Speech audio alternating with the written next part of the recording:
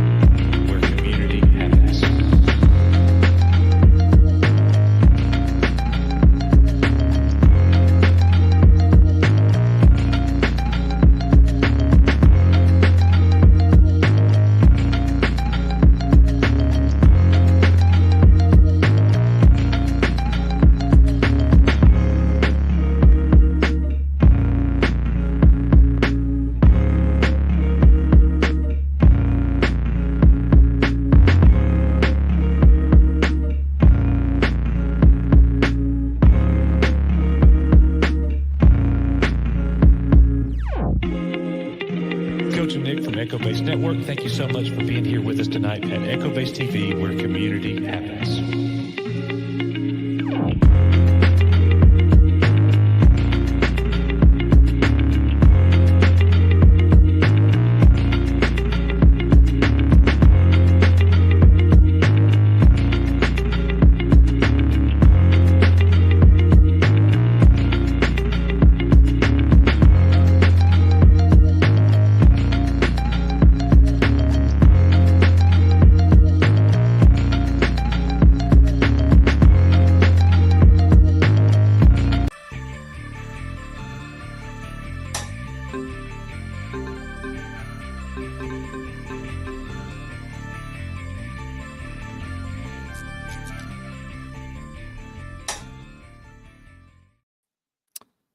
Welcome back to another EBN Cast, guys. Good to see y'all.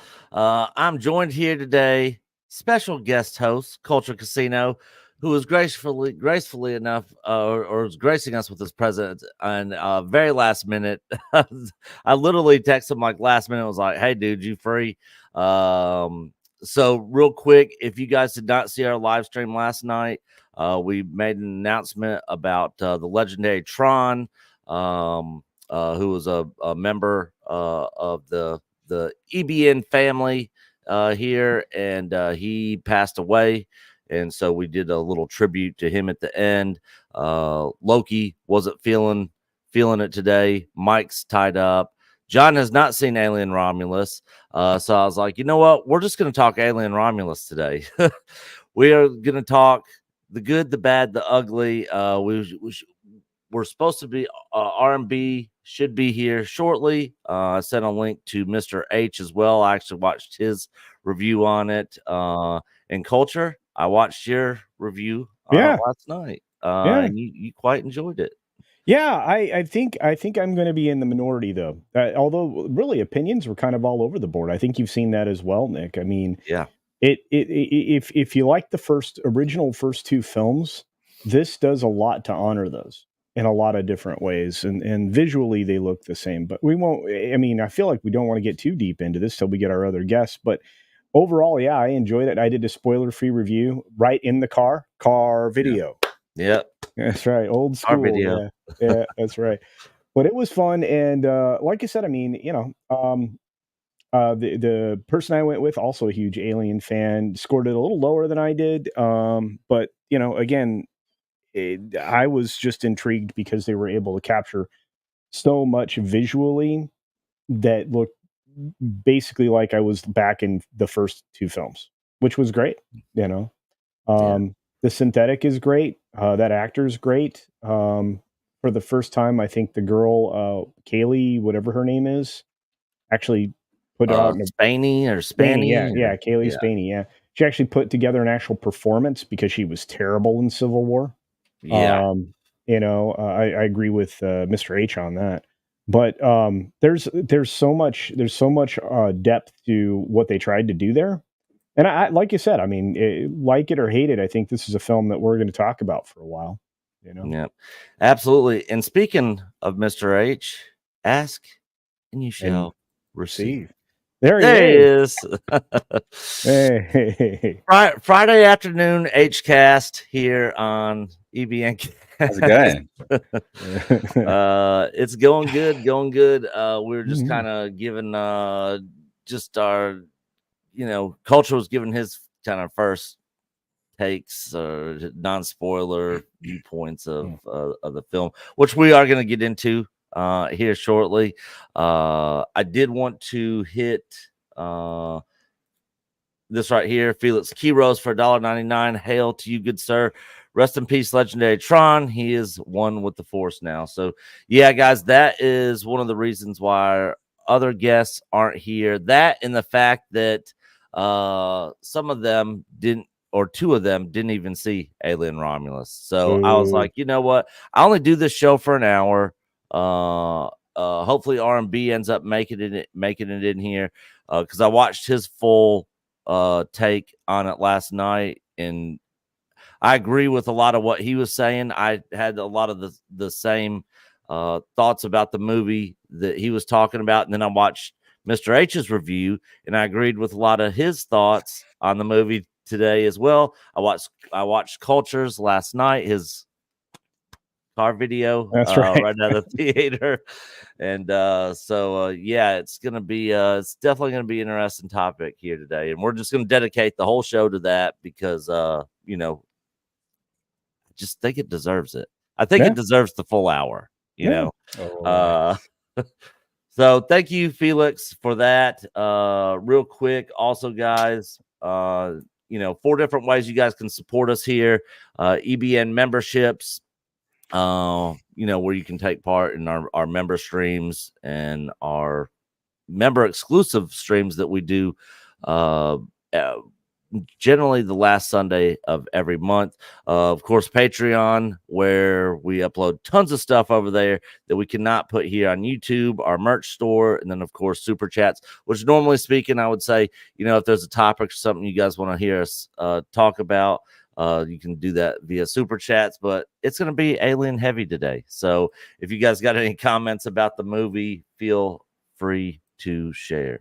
Also, real quick, Zombie Box reviews. Hell to you, good sir. Hell, Nick, Culture, Mr. H. This is going to be a great show. Yeah, it definitely is. So let me start off by saying Mexican Iron Man did get Nate his head. So I did not have to go hunt one of these down because the theater I went to had this bucket. Oh, you son of a bitch. Which is pretty badass too. Like the little fingers on it and stuff move so you can position them in different ways. Tail wraps all the way around. Of course, there's the inside. That's kind of how it stays connected. Hey, there was popcorn in that. Yeah. He was like, you want me to put popcorn in this? And this is a tin. And then there's, of course, the date.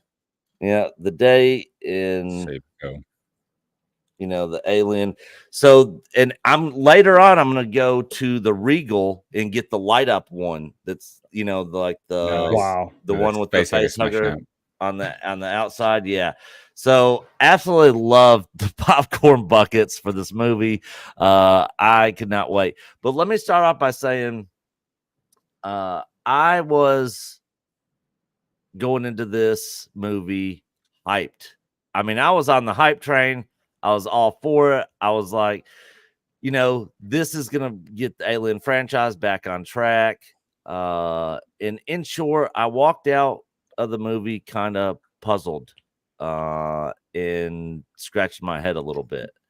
Interesting. Especially with that third act, because I'm not a fan of Prometheus, and I'm not a fan of Resurrection. And it sort of felt like it kind of dipped off in that direction. But that's just my initial coming out of the theater. I was scratching my head a little bit. We heard from you, Culture. Nate, let everybody know kind of where you stand, as soon as you came out of the theater on it. I had a great time with the film. I think it's great. Got a really good time with the film, genuinely. I think, look, it's a difficult position to be put in, isn't it? How do you follow up the Alien movies as a whole? And how do you follow up Ridley Scott's prequel series, which will never be removed from canon because Ridley Scott has some air of control over the property. So how do you do that, right? No matter what you do, you're actually in a really quite precarious position regardless. Like, you just are. And I think actually, or like all being said, I think they did a really good job of juggling all of that. Because you've got to remember, like, Prometheus made like $400 million, like one of the highest grossing of the entire property, right? Like, people really do like Prometheus. People argue against it and say it's shit, but a lot of people really liked Prometheus. So the studio, I liked aspects about it for sure. Exactly, right.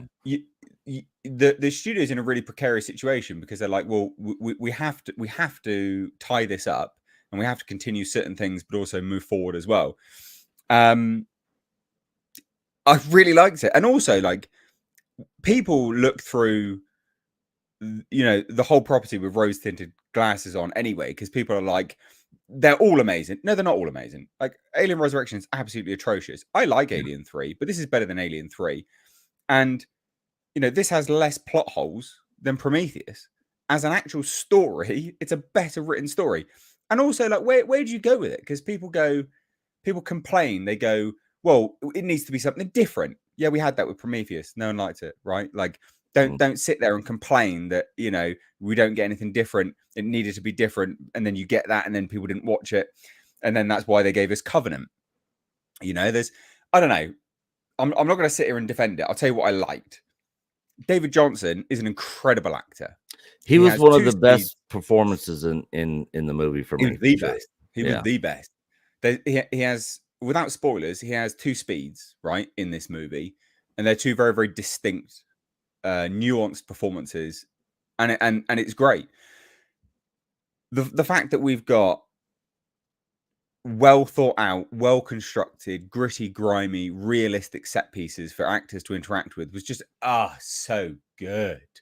I loved it, and I didn't care that there was about 6 or 7 of them. That's fine. I don't care, as long as it's not a soundstage. As long as I'm not watching some twat fly around in a bloody cape with "we'll fix it in post." I'm just so sick of this nonsense.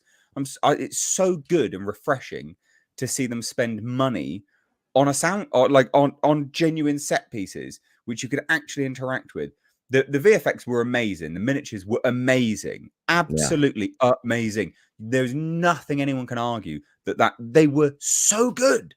They spent the money where they really should have done. There were things with the VFX which were wonky. There's one character in this which you'll look at and you'll go, oof. But I settled into it and it was fine. Right? You first see this guy's face and you're like, oof.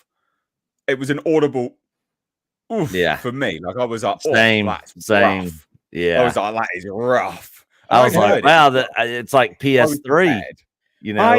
I didn't react to it as poorly as y'all. I was like, that could be better. But So but then I settled into that and I didn't care. There's certain aspects where you look at the xenomorphs and you're like, clearly that's a guy in a suit, but that is actually part of its charm. To me, that's part of its charm. Like, I loved watching that. I loved watching these actors, and it made me feel like I did when I watched the original film again, right? It makes me feel like I did when I watched the original Aliens again. So that's brilliant. I loved all of that. The score was absolutely impeccably done. So good. Musical great score. Yeah. Great score. The cinematography, great. The lighting, great. The story itself, although simplistic, is really tight and actually, like, pretty damn good. Like, it's a good story. There's not really any plot holes. It just works solidly. I like how they explained everything at the start. No spoilers, but they, you guys know what I'm talking about. I like the way they did that. No, there's no actual plot holes. Everything ties up really, really quite nicely with this film. Now look, some of the things which look, I didn't like all the throwback dialogue. I didn't like "Get away from her, you bitch." I didn't like that. I thought that was lame as hell. Yeah. Although some people in my theater clapped and cheered, and they were like, "Yeah." So you got to remember, the Alien franchise is divisive in and unto itself amongst its own fans. Right? There's certain people that love Aliens, and then they don't like Alien that much. There's certain people that love Alien, they hate Aliens. People forget this, right? Yeah. So, you know, this film will be divisive. Of course it's going to be divisive, but that's probably way better than, you know, it's better than the response we've had for Covenant and things like that. It wasn't very divisive. It's at least this is going to get people talking. I think this is going to blow up. I think genuinely, although it appears to be divisive, it's leaning much more positive than it is divisive. And I think ultimately, if you like the Alien franchise, you like Alien, you like Aliens, and again, I like Alien 3. This is better than Alien 3 for me. I say go watch it, and don't listen to the people that say it's crap. And the reason why, because the Alien franchise is divisive. So go watch it for yourself. And this isn't me like, go watch it for yourself. Ha ha ha. Go give the studio money. No, because the Alien franchise is so divisive, if you're a fan, you should probably just go watch it and make up your own mind. Yeah, I 100% agree. So if you guys look at the latest Rotten Tomato scores on this, it's actually looking pretty good for the film. It's sitting at 81% for the critics and 88% for the audience score right now. Now, real quick, Culture, 1 out of 10. What are you giving this movie? I'm sticking with my original 8 because it does have its flaws. It's not a perfect film. It's good, not great. But again, what it is better than almost anything else we've been getting this year. I mean, all of us can only. We can only point to like 4 or 5 films this year that have been good or decent or passable. Well, whatever. You know what's funny? Just to interrupt ever so slightly. Yeah. Because you know what's funny? All the same people bitching and moaning about this, going, "Oh, it's member berries, and oh, it's got this, oh, it's got that." Those are the same wankers that absolutely jerk their little jimmies over Deadpool and Wolverine. Mate, that whole film was member berries. Like, be consistent. Yeah. Be logically consistent. It was. At least this film, with its member berries, makes sense because it's set between the bloody movies. Yeah. It's in the timeline. It makes sense. I think though, sitting at about an 8, you know, and the person I took with me a 7.5, I think those are reasonable scores for this film. It's better than average. It had everything that you would want in a film, as I said before. Nate and I largely agree on the visuals here. Just how, you know, great. Yeah, just how much it honored the previous films, you know, the first 2 films. I mean, and that's the thing. If you compare it to the first 2 films, you're in heaven because it's like it fits perfectly, as Nate said, right in betwixt.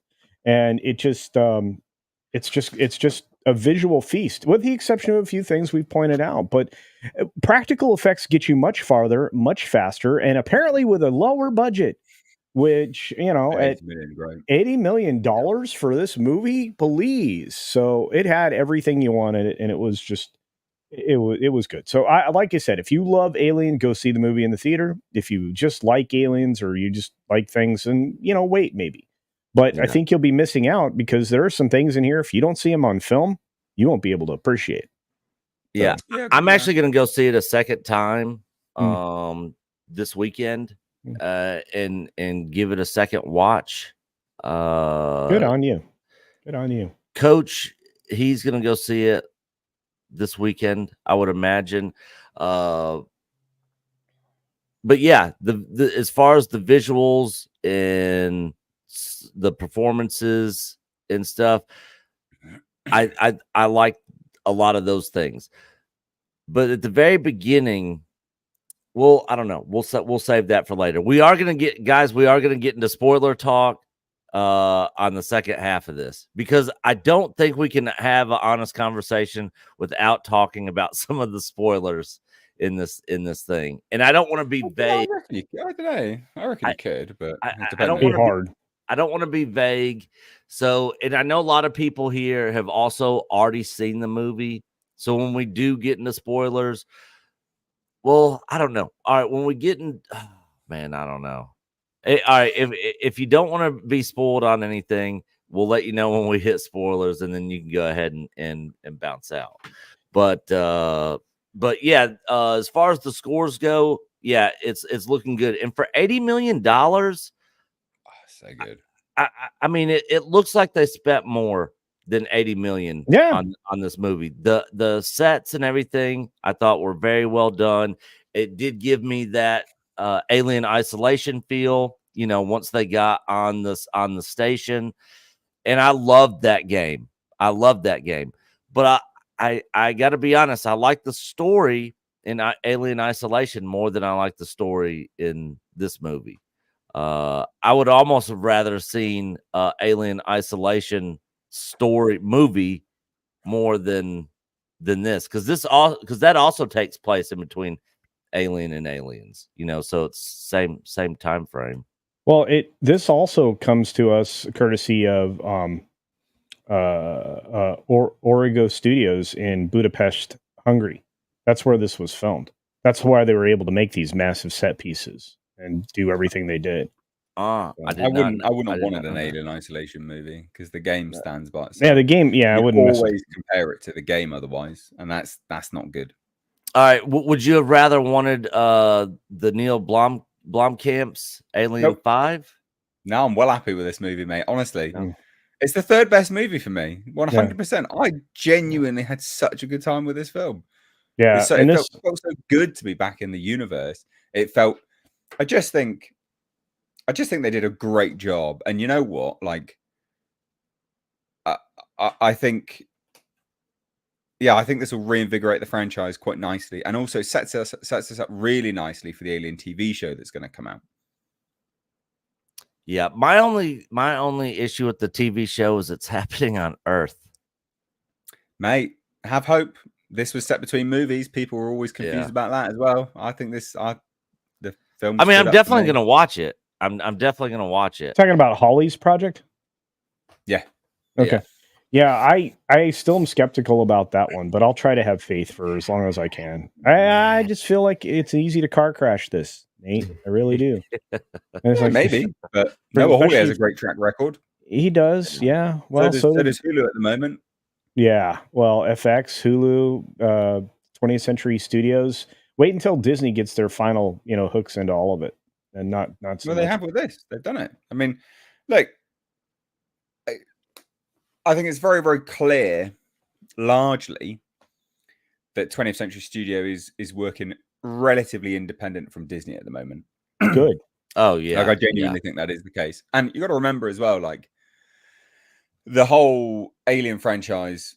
Look, love him or hate him, and I'm more the latter. I don't think he's that great. Ridley Scott very clearly has a creative control element over this property. Like, very, very clearly he does. Yeah.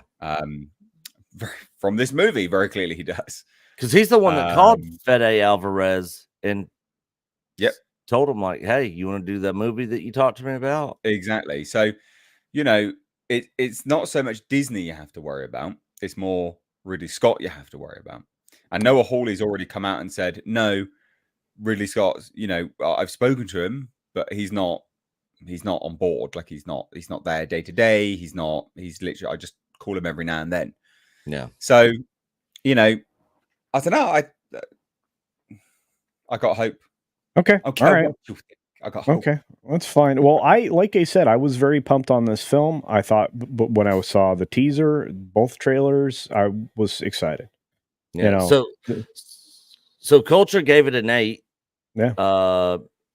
Mr. H, where are you sitting? I hate giving numbers. I don't know. I honestly, I don't know. I don't do numbers, generally speaking, in any of my reviews. The person I was with, I took my buddy. He said, and I disagree with him. But this is the thing, right? He's an Alien fan, and he didn't like it anywhere near as much as I did.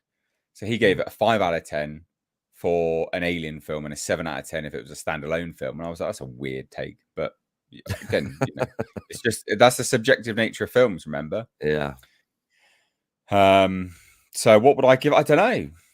7 or 8, I guess. To me, it is the best movie of the year so far. Like, I left this movie. I had such a. This is the best experience I've had at the theater this year. Wow. Yeah. I left the theater having the best experience so far, and I've watched some good movies this year. Yeah, I'm at about 6.5 range. So and the reason I bring this up because we got a super chat from Mama Bear herself, Debbie Young, for $4.99. So Nick, did you like it? Yes or no? Maybe. I'm seeing it tonight. Did you get my bucket? I did. Thank you so much. And because I wasn't going to be able to get that one at my theater because they offered this one.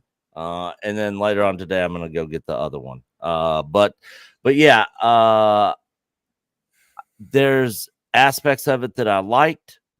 There's stuff about it that I absolutely was dumbfounded and scratching my head on, and other stuff that I was just didn't like at all. So I'm at like a 6.5 for it. I didn't hate it. I didn't come out of the theater going, God, like, devastated, destroyed, like, man, but it wasn't. Maybe my expectations were just too high going into it for me personally. Because I was thinking, in between Alien and Aliens, the horror element and some action in it,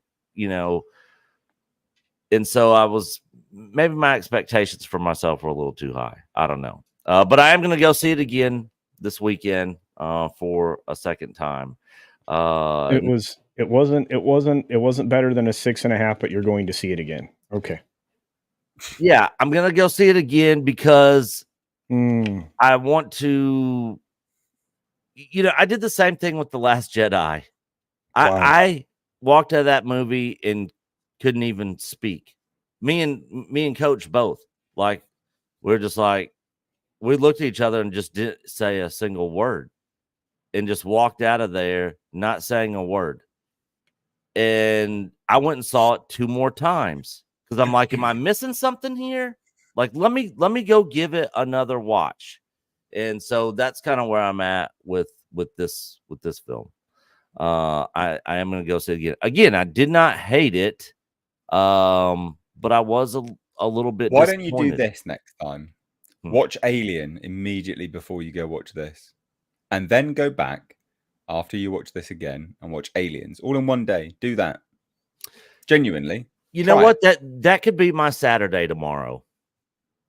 Like, genuinely try that because it's supposed to sit in between, right? Like, yeah, try and do that and see how you feel. Yeah. You know what? I think I will do that. I think that'll be my Saturday tomorrow. I'll get up, I'll watch Alien, then I'll go see this movie, and then I'll come back and I'll watch Aliens. Yeah, that sounds like a good idea. I think I'll do that. Zombie Box Reviews. Coach is going to be heartbroken that there wasn't fingering or blowing scene in this movie. No, but there was. Man, you talk about some gory parts, especially there at the end in the capsule thing. You guys know what I'm talking about. I was like, wow, they're doing this. All right. I mean, it was pretty gory. And then there was a xenomorph acid blood scene that we had not seen before. That was brutal. It was brutal. And they also introduced some new lore, because in all the Alien movies, we see them, the chest buster come out, they run off, and then we see the slime and the skin and all that sort of stuff later. And we're like, okay, some time passes. How long does it take for them to get full grown? Like, that seems kind of quick. We kind of got a little bit more explanation of why that happens in this, or that's the way I took it. Did you see it that way, Culture and Mr. H? Mate. What are you asking? All right. Slight spoilers here. So I'm talking about the part where the xenomorph is like after it burst out of the woman's chest that we saw in the trailer. It put itself in like a cocoon. Yep. And we had not ever seen that before. Well, no, brand new thing, completely brand new. Yeah. Well, you guys say that, but what's funny is that was actually something that they did on the attraction in Disney World, the Great Movie Ride. There's a scene where out of a weird hole in the wall that looked an awful lot like that particular, weird sack of thing, an alien would spring out of at you from the side of your little, moving theater car. You can go see a POV of the attraction for that, but I never saw that. Yeah, I know that's weird to mention a Disney ride, but I think they did a really good job of expanding the lore there. Yeah, and also keeping it very true to HR Giga. I mean, the cocoon that the chestburster creates is very vaginal. There's no other way of saying it. Yeah. It is very, very vaginal. And that's what Giga was all about. I mean, the xenomorph head was supposed to be very phallus-like, penis-like. And all of his artwork was very sort of, erotic, hypersexualized. So I think they did a really good job of that design, actually. I think it was a bang on what he probably would have made. Right. But I also think that again, there's all kinds of feminine honor in these films from the very beginning, considering the computer language is called mother. Yeah. So like, it's very interesting. I mean, there's a lot of, mixed myths and legends that make up the Alien franchise. I mean, obviously the name of the space station, Yeah, Renaissance Space Station, Romulus, Remus. Yeah, I just think they did a really good job. Yeah. Like, they do a good job of expanding the lore as well. Look, let's not beat around the bush. The third act is interesting. It's an interesting third act, all right?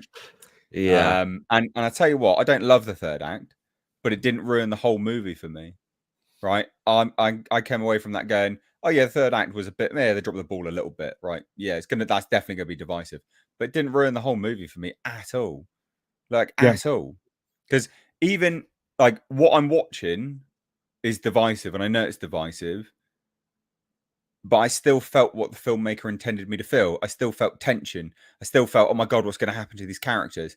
So, no, it's actually it goes to the divisiveness is the thing which will ruin it for some people, and other people will absolutely love it.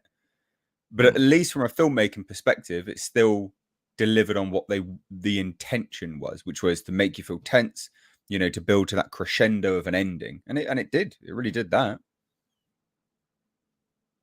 Yeah, I think it did. I think it was incredibly effective at building suspense. I don't think anybody can argue with that. I think that's one of the key elements that Fede brought to this was his ability to tell a story in that manner.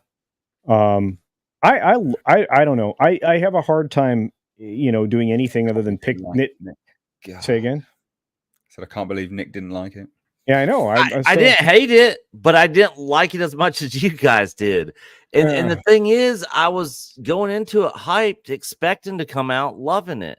But there was just some or Nick, some decisions that they made in there that just had me scratching my head. What didn't you like? So I didn't like Rook, the lookalike. So did you just not like how it was done, or just because? Well, I didn't like how it was done, and I didn't like that. It was. Spoiler alert, guys! If you guys don't want to know spoiler, I'm literally just going to come out and say it. 3, 2, 1. Ash from the first Alien film. It's Ash. The same model. Yeah, same model. Same model. I thought it was just a little too on the nose, sort of like the "get away from me, you bitch" line. It was not needed. Like, just can I give you an alternate opinion character on that? Yeah. So it would be weird for them not to have an Ash model there. So it's not. It's the same model as Ash, got a different name, but it is the same model. And actually, in universe, so put yourself in universe, right? It would be weird of them to have developed a brand new model to work on science, you know, because Ash was a science officer. He was a scientific synthetic. Right. It would be very weird, given where it sits in the timeline, for them to have a brand new model that is completely new and different. It would actually be really, really weird. Like, why would Weyland-Yutani, like, as long as they're not obsolete, why would they just go and make a brand new one? You just wouldn't, would you? Why would you bother? So to me, that didn't, like, it makes sense actually in lore. Like, it makes perfect sense in lore to me. And we've seen many bishops before, actually. You got to remember that. We've seen many, many bishops all throughout the comics. All throughout, I mean, that Bishop was part of the original Kenner alien toy line that everyone fucking loves. So, excuse the language. So yeah, it wasn't offensive to me. It honestly made sense because they're mass produced and they're scientific synthetics. But yeah, look jarring. I'll give you that. Yeah, and when you first see it, the CG and the effects on it, I did not think were very well done. Yeah, but even more, so I would give you a pass on that. But the I prefer artificial person line in the "Get away from her, you bitch" line. I thought could have completely been thrown out. Now, of course, those lines didn't make me be like, "Oh, I hate this movie now" because those lines aren't there. It's just when I'm watching it, it's a little bit too. And I like nostalgia. I like member berries. I'm a fan of them if they're done right. I just thought it was just too on the nose, you know. Like, okay, this character during this timeline is gonna say the exact same thing. Like, I thought they could have left those out, and I didn't understand. I didn't understand this. Maybe you guys can explain this to me. So the film opens up with again, spoilers here, the beginning of the film, guys. The film opens up with the ship going to the wreckage of the Nostromo from the first Alien movie. So yeah, so that explosion, man, everything should have been vaporized.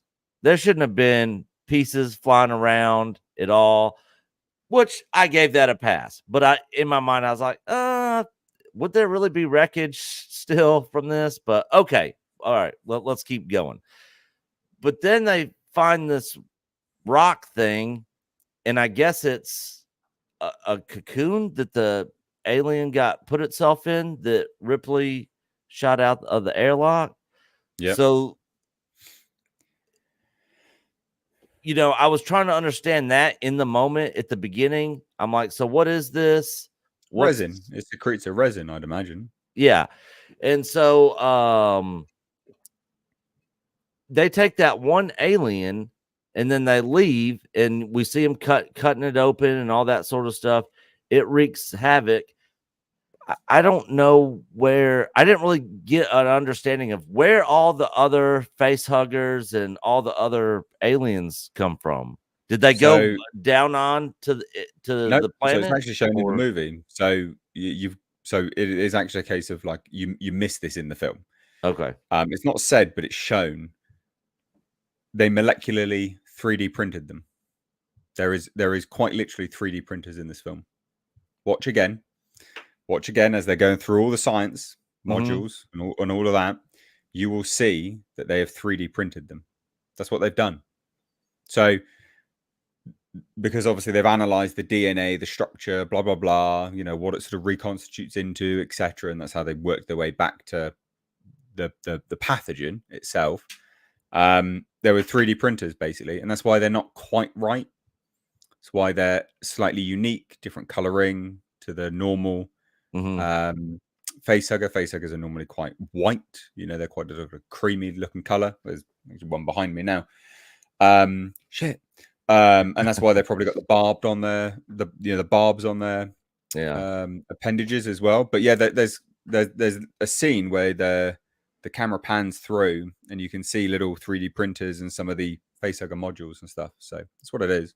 Okay, I agree or disagree, but that's how they've done it. So I completely missed that, or I didn't understand what was happening when I was watching it on screen.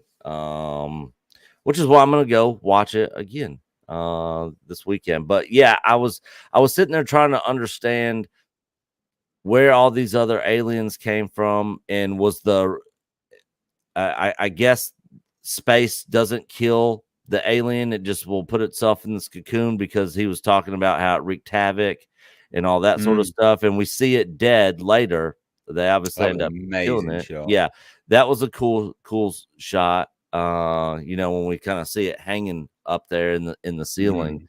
But yeah, I was kind of like, well, what about all these other? Where did all this other stuff come from? You know. Yeah, that's why they're in their special incubation pods. So it's all sort of 3D printed and kept in that sort of way. Molecularly 3D printed. Yeah. And then we get let's see, what was the other thing I wanted to hit on? Oh yeah, the they do show the little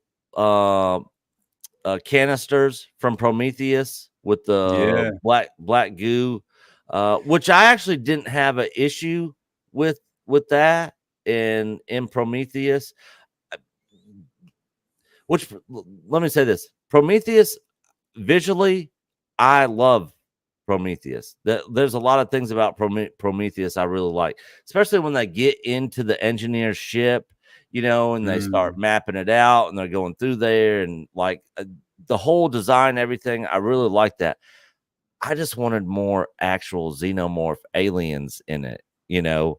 That was the thing that was disappointing about that movie for me. But we do get some of that stuff from Prometheus with the canisters with the goo, and they start, you know, basically making this serum stuff that I basically will, you know, the mutagen, the pathogen. Yeah, the pathogen, which will basically, you know, evolve mankind into a better species, you know.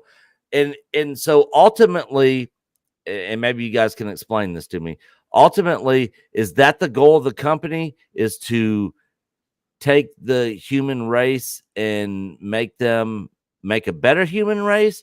Or because I was always under the understanding of they just wanted it for their bioweapons division to use it as a weapon against other people, you know, not to change mankind or humankind itself, but to use it as a weapon against, you know, other systems or other people or whatnot.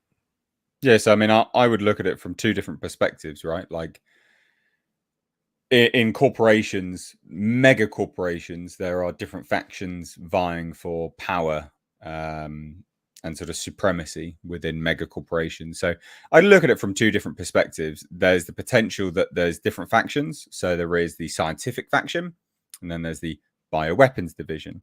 So there's like a scientific division, you know, deep space, scientific, blah, blah, blah. So yeah, maybe they are trying to do that. Maybe there's also a bioweapons division. They're also trying to do that.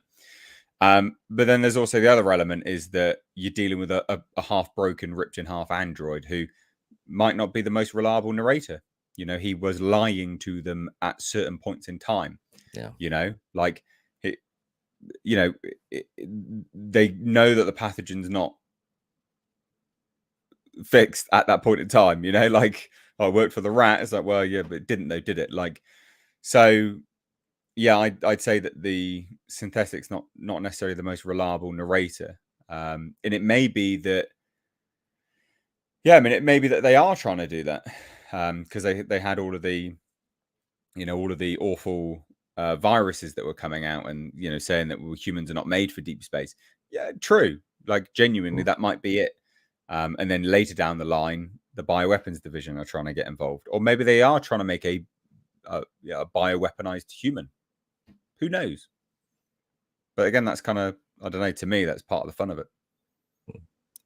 Culture, thoughts? I mean, you know, I've been listening to you guys for a minute, and I'll just say seems logical to try to find a human that'll do better in these climates and these areas, that'll perform better in these mining colonies. The argument that's made by the partial synthetic that is left behind, the ash model, whatever you want to call it, that made a lot of sense what it was saying at the time. They're trying to make a creature that can do these things that doesn't sacrifice what we have for humanity now. They want the perfect survivor. So it's perfectly logical to me that the alien can survive in space, or at least protect itself in space with some form of resin or whatever it was to form their own little asteroid. Because it's ultimately just about survival. And so what I thought was kind of, and this is a spoiler, what I thought was kind of odd is he was unreliable, definitely lying about the fact that the thing was done. She injected that stuff into herself, and we got that disgusting moment in the third act. And I have to say I wasn't surprised or shocked, because I kind of expected that to be the result. But at the same time, it did remedy her physically, knowing full well that what she was going to host would obviously, need her to survive and be nourished and stuff afterwards. So it was a very interesting look into, what that was. The question is, can they bring parts of, or will they, in something else that comes out here in the future, maybe Noah Hawley's or whatever, can they actually unleash that and actually improve humanity's? Well, Noah Hawley's probably won't address that. I mean, again, it's set way before this as well. Sure. They didn't have any communication, so yeah. No, but I would just look forward to a project that actually, there was some kind of move forward in science for humanity at the same time, which ultimately leads to war between the creator and the creation. And I think that I would love to see something like that. Anyway, just a thought. Can I just address someone in the chat? So Burger Time says the biggest plot hole that you just kind of have to accept to enjoy the film is that the company would have been all over this station and not have left it adrift to be destroyed and lost forever. Not true, actually. Well, true, but not true. So if you, no offense, if you pay attention to when the film is set, so the opening of the film, Mother switches on in the remote little probe. It gives you the date 2142, which is exactly 20 years after the events of Alien, right? Because the events of Alien was in 2021, 22. This film was set 20 years after that, so 2142. And it was exactly 6 months to come from planet Earth to this space station, to where they even said. So actually in the film itself, there is dialogue which tells you why the company's not there right now. Because remember, you did actually see what the state of the people in the space station were like. They weren't massively decomposed. It actually hadn't been that long. And that space station had only just drifted into the orbit. So it hadn't been like that for very long at all. But remember, it's still 6 months to come from Earth as well. Because they said that in the film. Like that's right. Yeah. So they can't really, if that makes sense. Like they probably are trying to get there. Like they're trying to get there. But time travel is slow. Like cross galaxies quite slow. So, but yeah, so it does actually say in the movie, believe it or not. Not trying to get on it, but it does say it.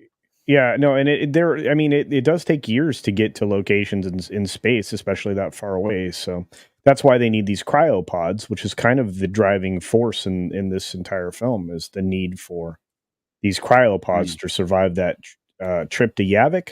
Was that the name of the? No. What was it? Vega or something like that. Yeah, it started with a V. Yeah. I can't remember.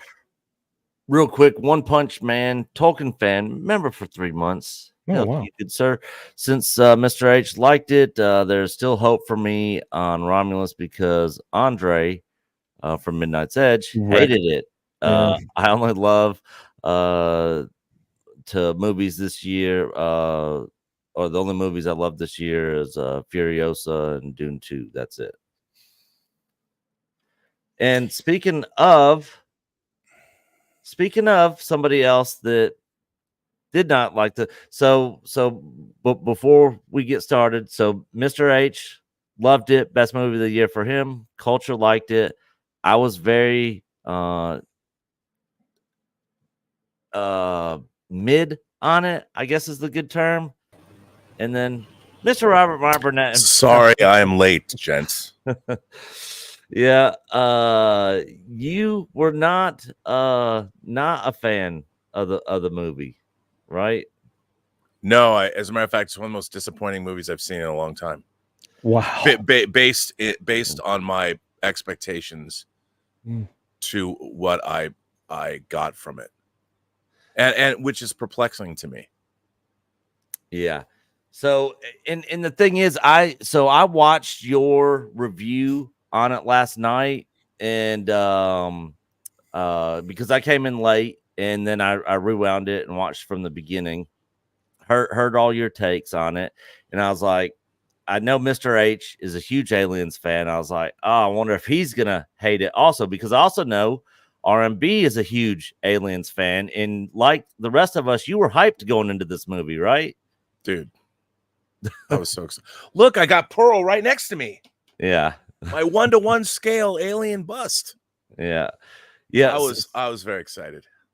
Yeah. And so when I saw how much you were disappointed in it, and I was like, oh man, I can't wait to see Mr. H's review on this.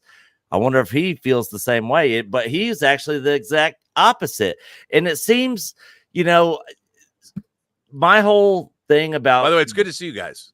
Yeah. Because I watch both of you all the time. Normally we are trashing on Disney and Star Wars all the time on this channel. And so this week I was like, hey, something positive to talk about. Alien Romulus, because I think this movie is going to be a banger. I was like, we're going to have a positive thing to talk about. And it's very mixed and divided. So I was showing everybody earlier the Rotten Tomatoes scores for the critics and the audiences, it's around to 80%. And most of the reviews and stuff and people that I see out there, the majority of them are positive reviews. I am seeing the negative ones, such as yours, RMB, and a lot of other people out there being like, oh, this movie was trash. And that's why I say everybody should go out and see it and judge it for yourself, because, we have different perspectives here. And that's kind of why I wanted to get all you guys together, because I knew Nate liked it, Culture liked it, and I knew you were kind of opposite of them, and I'm kind of in the middle a little bit. I just want to say the movie is not trash. As I said, it's beautifully made. Mm-hmm. And it has all of, I think, the best intentions, and Fede Alvarez is a very accomplished director. So and technically the movie is a joy to watch. I mean, I was in a huge theater with a thunderous sound system, and I want to point out that it is definitely worth seeing. No. So why didn't you like it then? Because it had nothing to say. Ooh. Yeah. And I would have to say that the first Alien changed my life. I saw it when it's hard to explain. It's hard to take people back because I'm old. I'm old. But back then, the thing about Star Wars changed fantasy cinema because nobody had seen anything analogous to it ever. And Alien was sort of the horror, existential horror, dread, sci-fi equivalent of what Star Wars had done. And the thing about Aliens, I would say, is one of the great IP. Alien was not an IP until there's a sequel made, then suddenly you have an IP because there's now 2 movies. But never has a film been so different from its predecessor, and yet also as great as the first movie was, Aliens did something totally different. It's one of the best sequels ever made. And I'll give you just one quick example about what I thought Aliens did so well. When you finally get to Hadley's Hope, and if you're watching the theatrical version of Aliens, and you get to Hadley's Hope, and the Marines are going into the colony, the Shake and Bake colony there, you see things like the acid that has dripped through the structure. But when you get to the medical section, and they show you the 3 face huggers that are already there, we know as the audience what those are. And there's a scene when Carter Burke goes, "Are these the things?" And then Ripley just nods. That movie presupposes that the audience is ahead of the movie a little bit, but not far enough in front of James Cameron. So it allows you, when you get to that point, you don't go, "Oh, look, there's the." It's like you're already deeply involved in the characters and the whole situation, and you know it's going to come, but you're with the movie. You know, you're with it. You're following because it's beautifully constructed, and you've already been given enough. You understand Ripley's plight and what's happened. You've seen that after 57 years, she's already been discredited, you know, and then they have to come back with their tail between their legs and go, "Please, you have to come back. We've lost contact with the colony on LV-426. And she's like, "I'm not going to go back there," but then they convince her to go. So the movie's about Ripley. We already are with her. We already seen Alien, but her new plight, this now reluctantly going back into the fray, the movie's about her. And you're with her, and you're watching something that's new. She's going into some place we've never seen before, and the situation is totally different. It's not one xenomorph. We don't know what's going on. And with this film, we know exactly what's going to happen the entire time. And nothing they show us, like every time they amp up, like eventually we get to the hive that's at the end of Aliens. And it's like, wait a minute, where have all these xenomorphs been the whole time? There's got how many dead bodies are there? And they just keep doing this stuff. And look, seeing that little like ostrich at the beginning dipping its beak into the water. Oh yeah, when they're sitting at the table. I was like, that would have been enough. I would have been like, just do that. But as I'm watching this, I kept waiting for something to surprise me. I kept waiting for something that would show me, that would presuppose, rather than just make me go, "Oh yeah, oh yeah, oh yeah." The plot of of Alien Romulus had nothing new to say.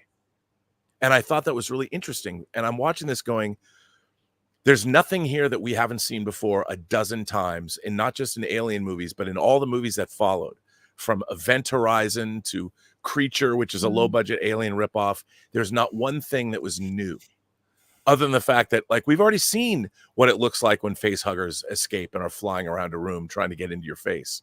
We've seen all of it before. And then when we get to the references, I mean, even the climax of the movie is basically Alien Resurrection, which I was like, oh, we haven't touched on that yet. You know, I mean, it's, and then every time they touched on something, in case you didn't know, let's play the music from that part of the original movie to help your memory. And I think one of the things about the Alien films that was so interesting, at least the 6 that are not AVP, is that all of them, for all their, some more than others, they had something different to say about the human condition, because the whole xenomorph thing is kind of humanity reflecting on its own existential dread. And there was none of that in this movie. It was just showing us things that we'd already heard with no subtext. And I thought that there was a lot of interesting stuff they touched on, like where they started to go, like the experimentation and using the engineers' goo to evolve. That was interesting.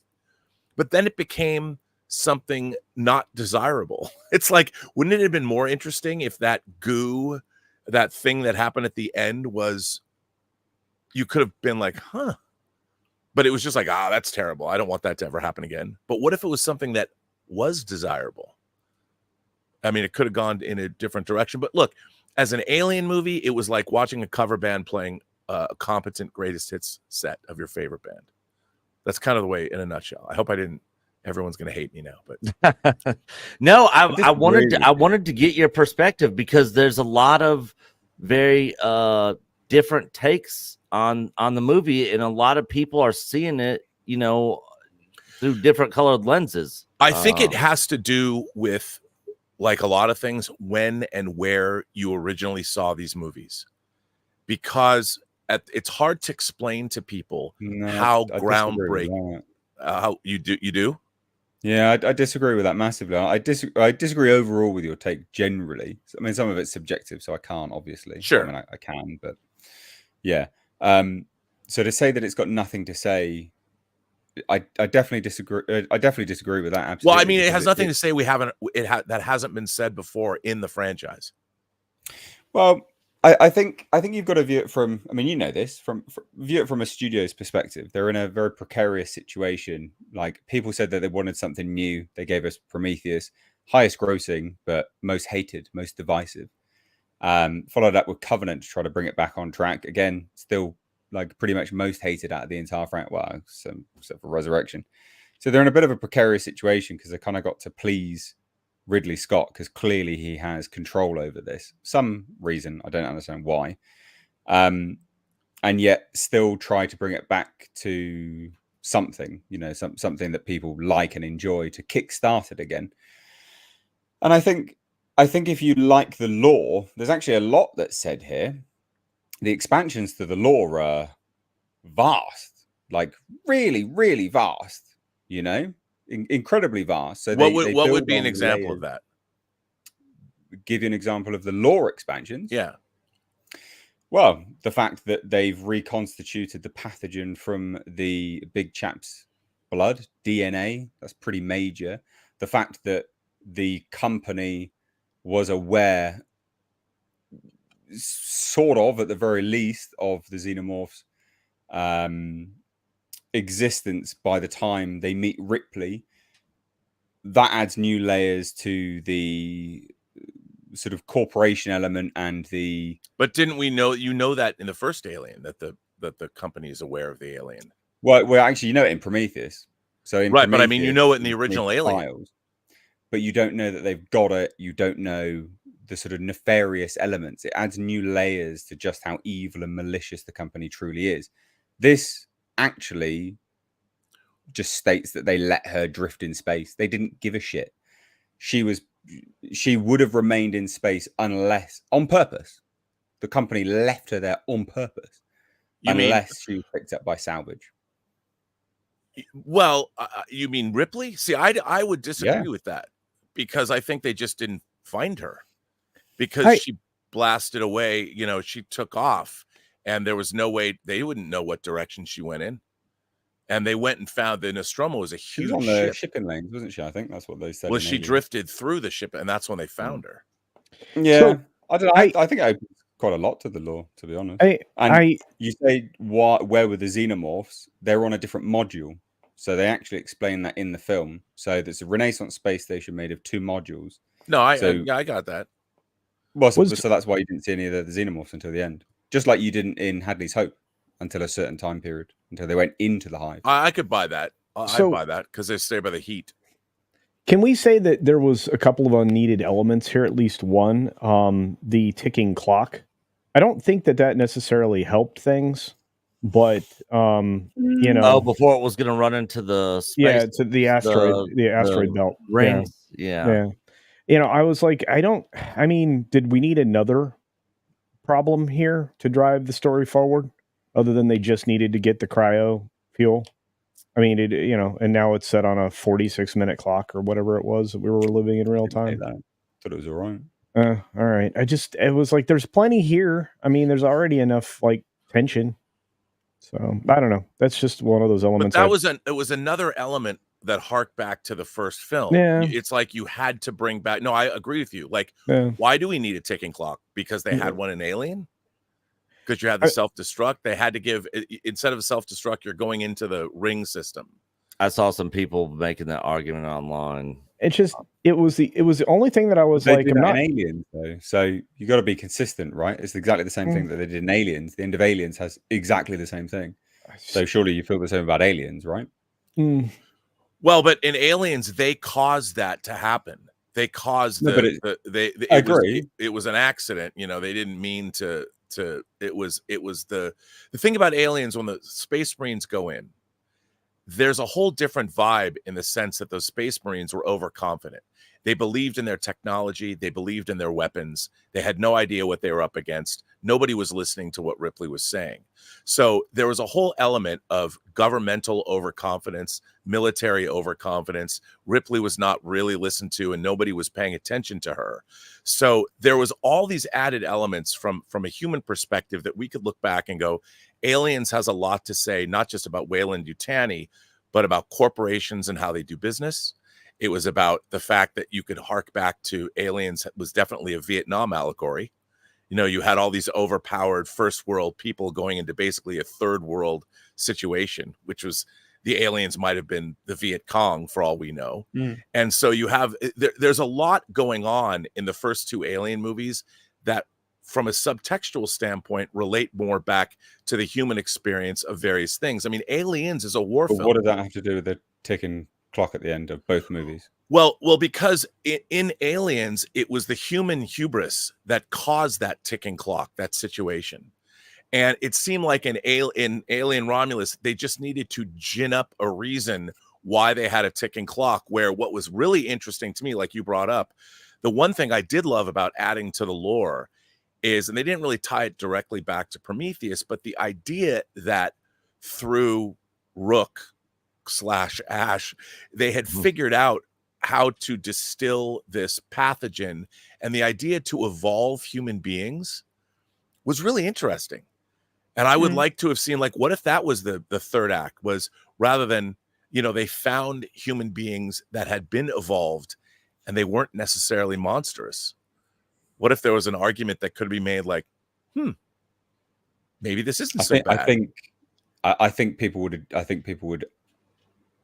hate that idea in a movie, genuinely. I think that if they came out with that as Alien Romulus third act, I think that would be more divisive than what's in this movie. It depends how it was done. I mean, the whole Alien franchise, if you look at the direction it's going from look, Alien 3 and all the religious allusions to it all. I mean, literally, depending on which version you watch, if you watch the theatrical version, the crucifixion, Ripley's crucifixion at the end, and then when she's resurrected in the fourth film, you know, the clone of her, and there's this hybrid nature that the alien recognizes as Ripley as a kindred spirit.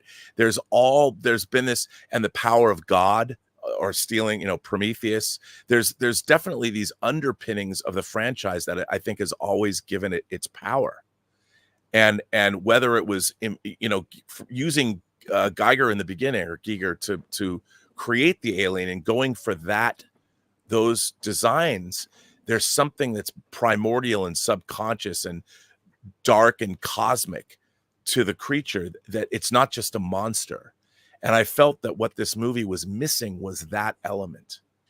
It was missing that sort of subtextual element, and it was just giving us like a greatest hits without the underpinnings of it all. That's what I think. So you didn't get the abandonment sort of vibe that was there, the familial sort of messaging that they were. But didn't we get that in Aliens, when you have two mothers at the end squaring off against, that's maternal, not abandonment, still, well, you had Newt, you know, her parents were dead. The prejudicial aspect as well. Yeah, all of that. I mean, it's all in this film, Romulus. They had the prejudicial aspect, so the humans were treating Andy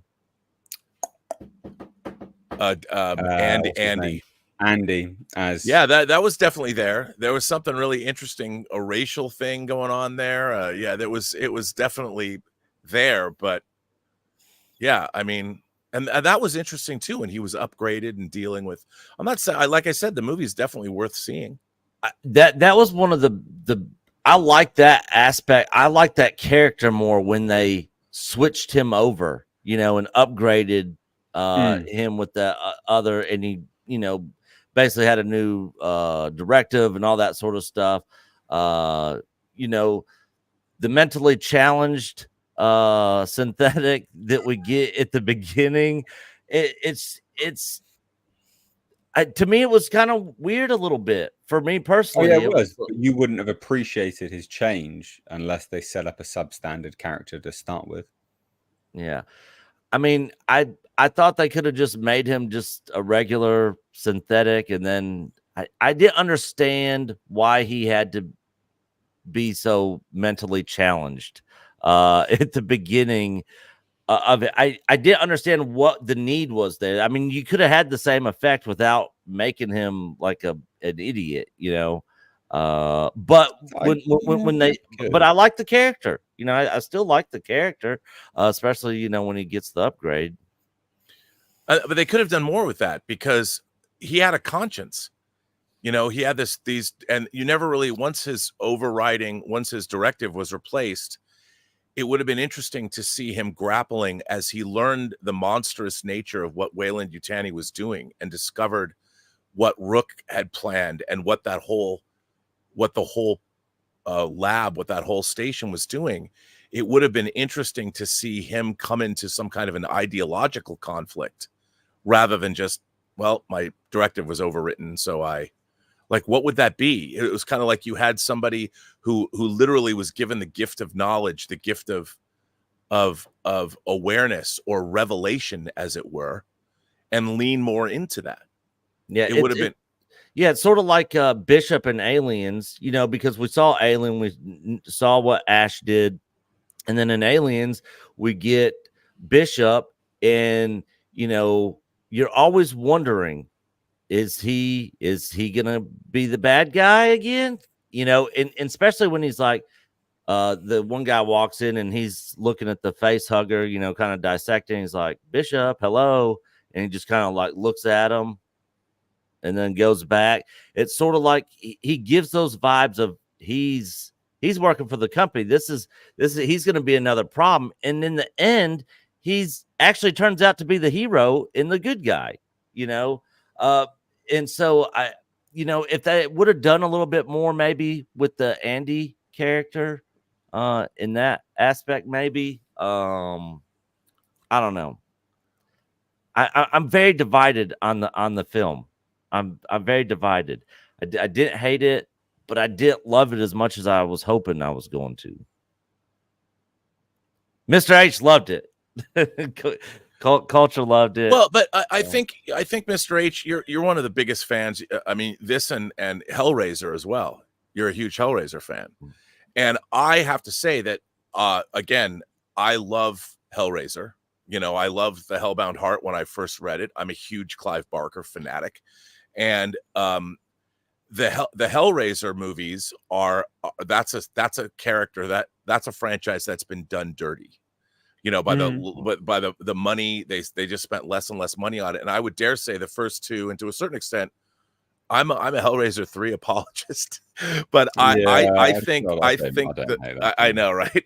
I think that though the Hellraiser movies, like Alien, have a mythology, especially the first two and the first film, that transcend standard horror genre tropes. And the first Hellraiser, in a way, has a lot of the subtext of Hellraiser asks a lot of questions about human nature, and has some really unsavory things to say about it through the person like Frank Cotton and stuff. You know, it's these are movies that transcend genre. And I kind of, in a way, felt the same way when I saw the first Hellraiser, when I saw the first Alien. I'm like, I agree. I do agree. I agree. I think expecting this to do that, though. Yeah, I know it's unfair. I think it's too much given where the friend. I fully respect that viewpoint, right? And it's something which I share. But I wasn't expecting this to instill in me anything remotely like that, simply because of where the franchise was. This franchise was dead. Yeah, absolutely dead. And I think what the studios try to do is quite intelligent, hopefully, is that they've spent very little money. I mean, $80 million on this is a pittance. And by the way, every penny was on screen. Yes. Yeah.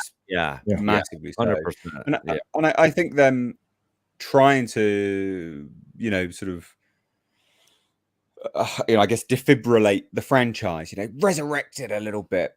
I think this is the best that they could have done, in my view, with everything and the circumstances that they have. To me, it is. To me, it's better than Alien 3, right? And I think that's very fair. You're not wrong. I don't think, given the current state of the franchise pre this movie, they would have been able to have done anything else with the studio mechanics in place. There's just no way in hell. I think now, if this movie does well opening weekend, because it's projected to be about $75 million worldwide, which, if so, that's bloody good going. It's really good. I think, given that, 20th Century Studio will then greenlight more, because they've done and I don't think they'll rush it either, because they've done exactly the same thing with Prey. So Prey released stupidly not in theaters, biggest that was weird decision ever. But then they've greenlit another 2 movies on the back end of that, and they're not rushing them. I mean, Prey was released 2 years ago now. They're just slowly working away at them. I think what they've tried to do is serve movies to regenerate the franchise, and I think this movie, if you're watching this movie with that as the inception point, that was the reason why it was created. I think it serves that purpose really, really well. That's how I viewed it anyway. I just really loved being back in the world as it is. I can't disagree with you. I think, and what I find really interesting, 20th Century Studios has a president in Steve Asbell, who's a terrific guy, who's very smart, and he's been the person that has been behind. They did Hellraiser for Hulu. They did Prey for Hulu. The first Omen, Kingdom of the Planet of the Apes, Alien Romulus. They're doing a reboot of Enemy Mine, because Disney won't let him really do anything original. But look, I thought the first Omen was infinitely better than I thought it was going to be. I really like the first Omen. It was. I was blown away. I thought it was beautifully made. I thought it was, dare I say it, a revelation compared to what I thought it was going to be. And I thought Kingdom of the Planet of the Apes was good, but not great, but still respectable. Oh, it was fine. Yeah, it was respectable. And I would say I had such high expectations for Romulus, because I really love Fede Alvarez. I did like what he did with the Evil Dead remake, and I loved Don't Breathe. That was a movie that I thought was great.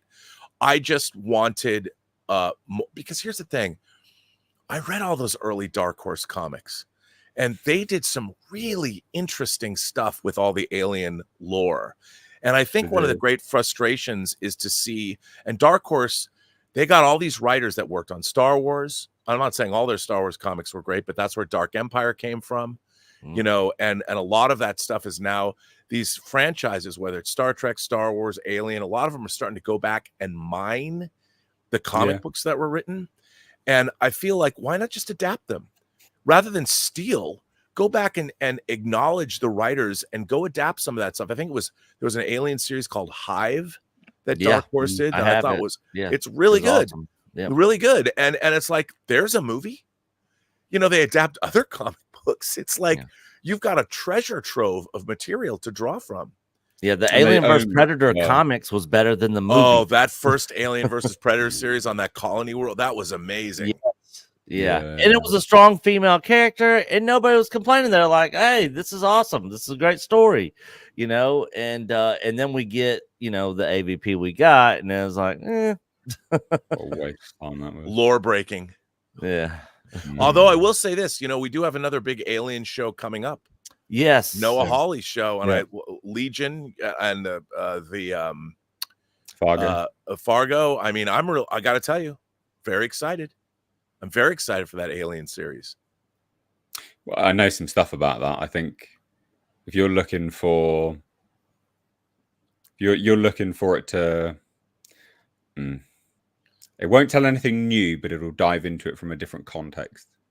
I'm interested in that. Yeah. So it talks about the human condition in a.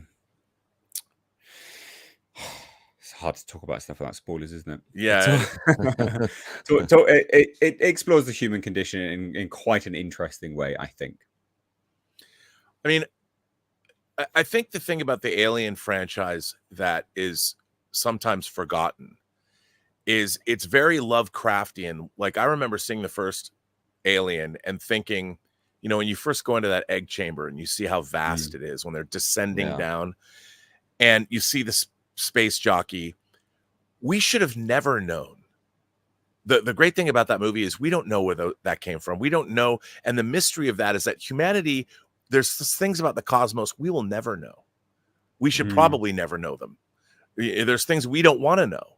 And that was one of the great things about Alien. There was thousands, as Ripley said, there were thousands of eggs there. Thousands. You know, and we only saw what happened with one. And to know that basically you're looking at literally that is the power of Prometheus. Whatever's in there, we're not ready. We're not prepared. And that was one of the things that I loved as a kid. I saw Alien in the theater when I was 12 when it first opened. And it blew my mind. And it really haunted me because I kept thinking about that. These poor schmucks, that was just one.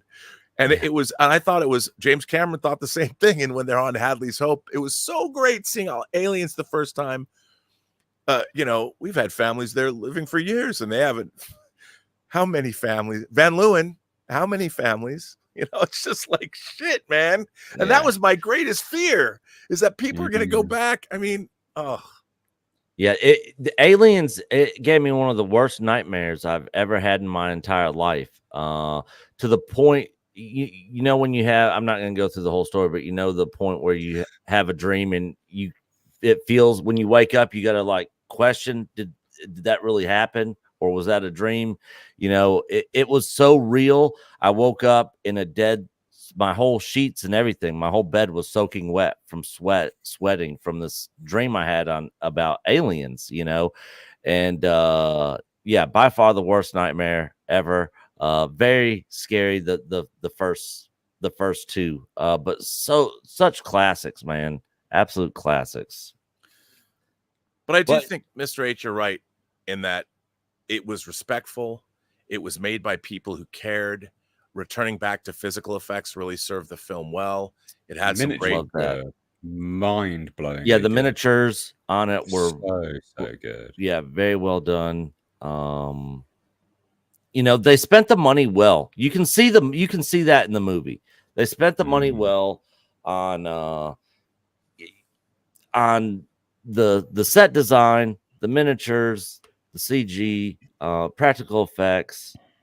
I mean, there's definitely stuff to love in this film, whether you love it, hate it, or are indifferent on it. You know, and you know, this is Echo-based network, not echo chamber network, and that's why I wanted to get you know, some people, some different perspectives on this here. Well, I'll just more as a love letter to the franchise to reinvigorate it. Like, that's how I viewed it. So if you know, there's elements from literally everything in here. Yeah. And, you know, love it or hate it, the franchise in and unto itself has been divisive even amongst its fans. Yes. And people forget that. So some people love Aliens, hate Aliens because they literally hate what James Cameron did to the Xenomorph. They despise James Cameron for that.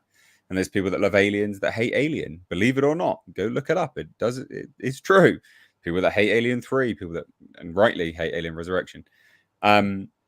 But they even, you know, they even included stuff from Alien Isolation, which they didn't have to do, the pump action to open the airlocks. Best Alien game ever made. So, but they included all of that, pumping it up to load it up to, you know, to get it out there. I think as a love letter to the franchise, if you like the Alien franchise, you must go watch it. Doesn't mean you're going to love it, but I think you must go watch it because the likelihood of you enjoying it is quite high. Okay. It's quite high. I agree with you. Again, if you love Alien and Aliens, if you love the first two films, you will enjoy this film. I believe. Maybe not so much Robert Meyer Burnett. So there you go. But I will say this. Well, remember, my expectations are very, very high. No, I agree. Look, like I said, I love the way we're talking about this in a loving manner and you know, an appreciation of the franchise.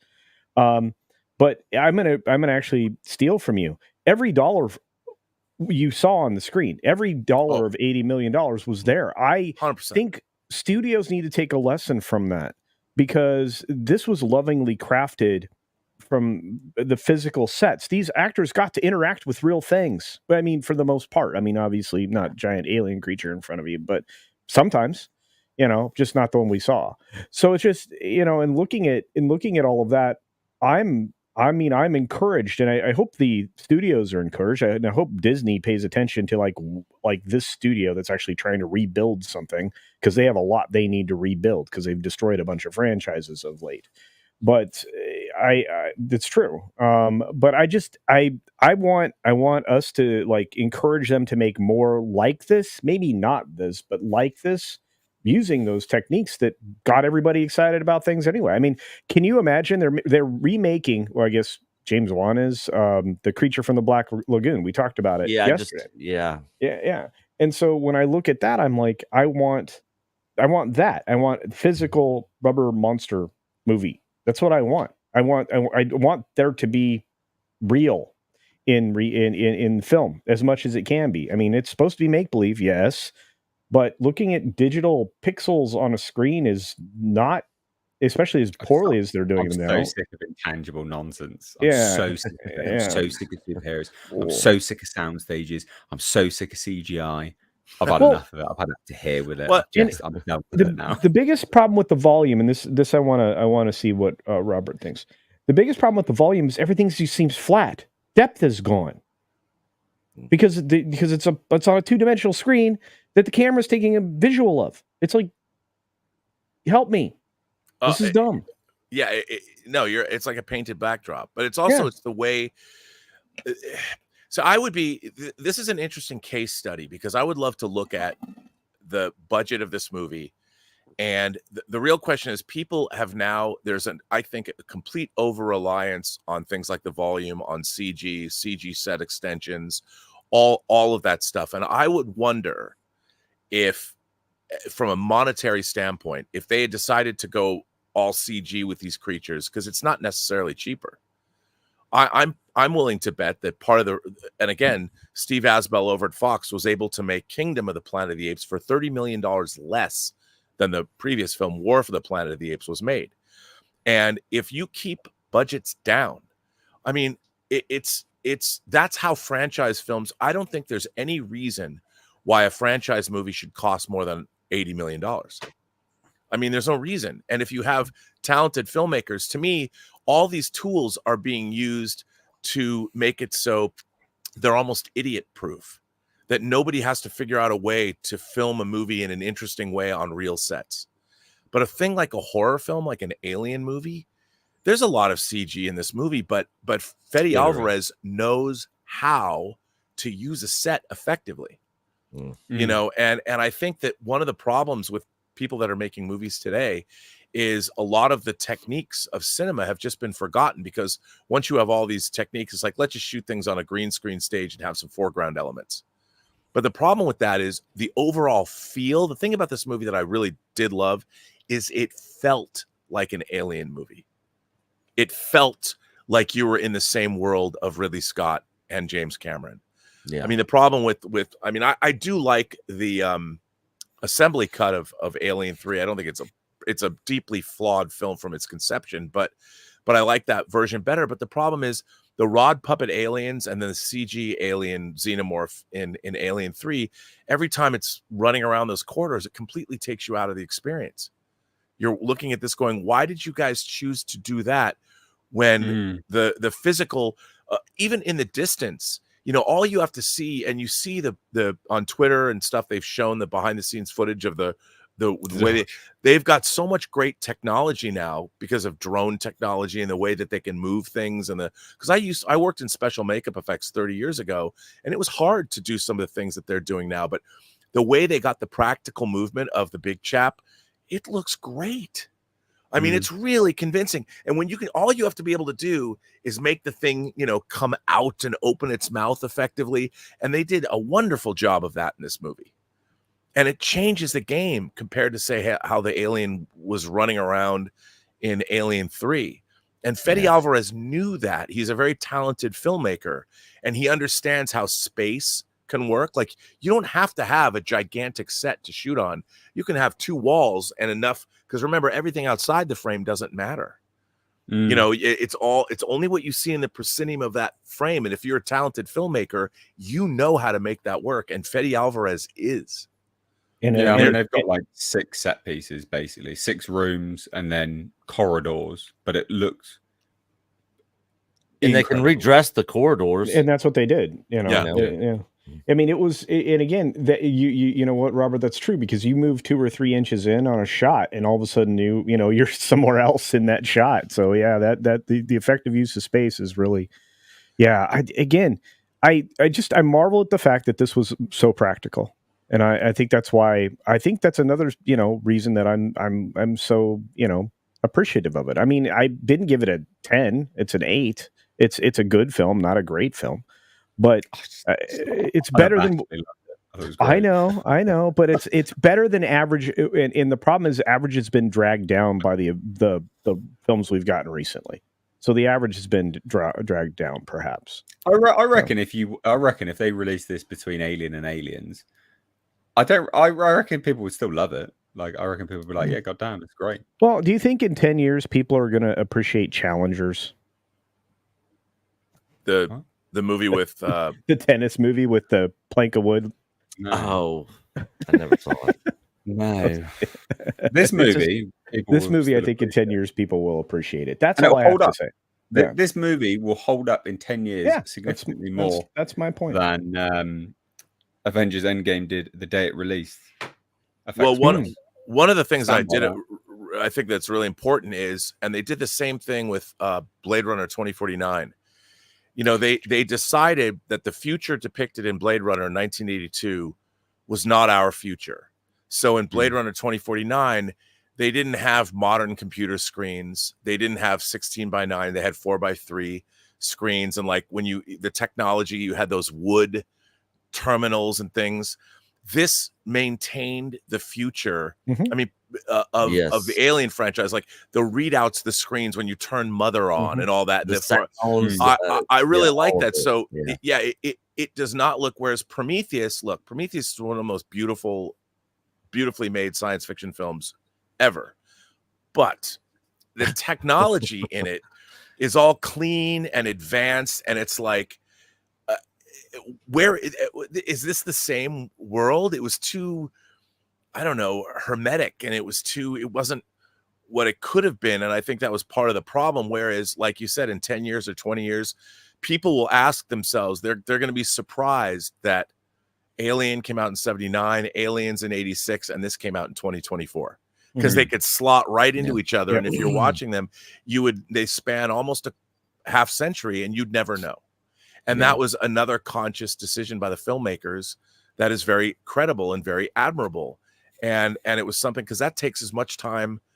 I mean, they had to go back and recreate all that stuff. Yeah. You know, there's a lot of really interesting readouts and things in there. I mean, I would encourage eagle-eyed viewers to look. The only thing that really bothered me is, like, when you actually have dialogue, I prefer the term synthetic person. Get away from her, you bitch. I'm like, guys. Oh yeah, I agree with that. Don't do that.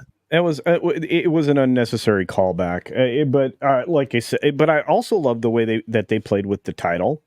I loved how, you know, they took the 20th Century Studios and brought you back to the monochromatic green and gray. You know, I mean, from the beginning of the film to the end of the film, I could not believe the aesthetic, you know, I guess guidance that was granted to the filmmaker, because you're right. I mean, the terminals were amazing. I'm trying to figure out, where did they find 4:3 screens?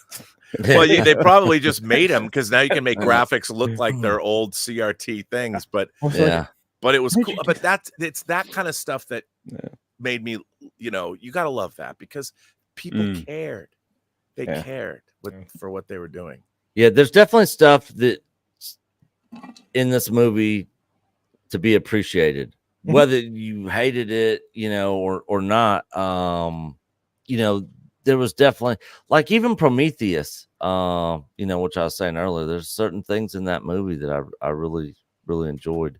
But if a quick question for each of you, and we'll start with you, Culture. 3 things you could change for Worse or better? If you were going to make 3 edits to this film, what would you change? What would you do different? Clunky dialogue needs to get removed because there were like 5 instances of clunky dialogue. I'm with Robert there. Pick an ending. I don't need 3. I just find one and do that. And then, I would not have the ticking clock there. I mean, I don't know that it was necessary.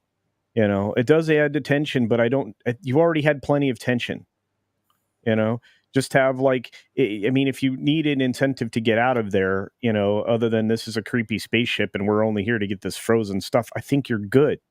You want to get away from these scary alien things. So I think that's 3, right? Did I say 3? So yeah. So there you go.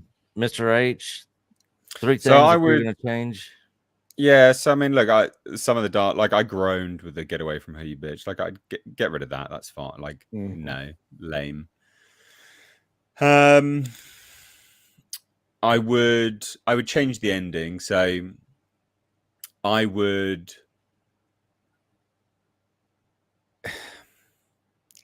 I like the fact it has a definitive ending, right? Nothing is really teased. It closes the door. Yes, we know that she's still got the pathogen and she's going somewhere, but it does close the door. It doesn't linger on a certain shot to make you go, ooh, it's none of that. And I actually really appreciated that. It takes balls for them to go, no, we're just ending it.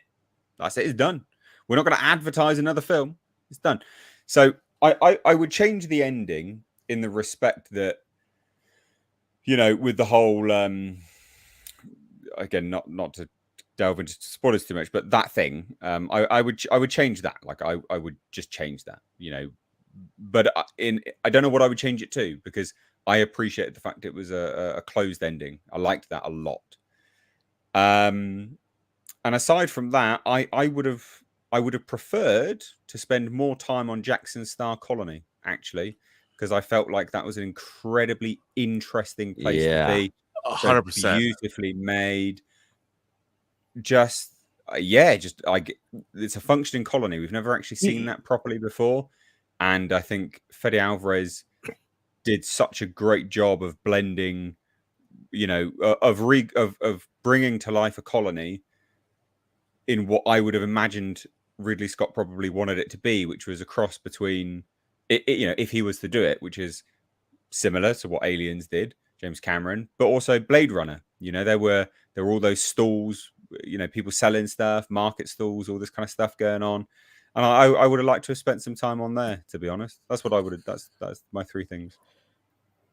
Were you going to say something, Culture, before I went to? Well, no, I was just going to add to that. I was like that. I was fascinated by, but I have heard complaints about the fact that people thought the movie was so slow because we were starting there. And I'm like, it's establishing, it's establishing this world for you. The Office of Colony Affairs, and and just how I'm going to double your time that you've got left. Yeah, it's just they're literally. So this goes to what you were saying, I guess. So this is the thing which I would disagree on. You said it doesn't say anything. I mean, it literally shows that this capitalist society has these people as slaves. They are actually slaves. Do you know what I mean? I couldn't believe that. Again, it adds new weight to just how brutal Weyland-Yutani is. No, you don't. No, you're not getting your papers. Why? Because we've got a shortage. So I'm doubling your time. Just with a click of a button. They're actual slaves. But like you said, I couldn't agree with you more.